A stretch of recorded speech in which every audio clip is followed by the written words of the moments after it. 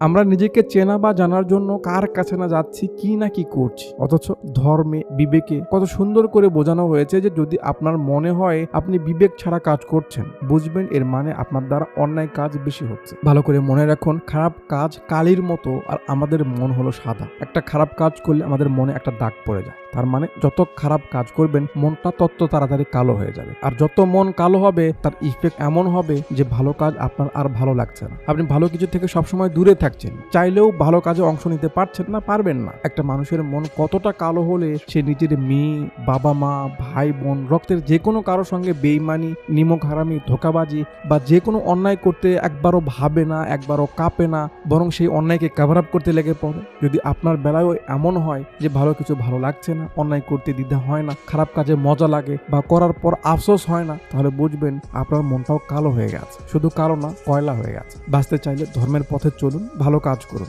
ভালোভাবে করুন, চাই ইচ্ছে হোক বা না হোক।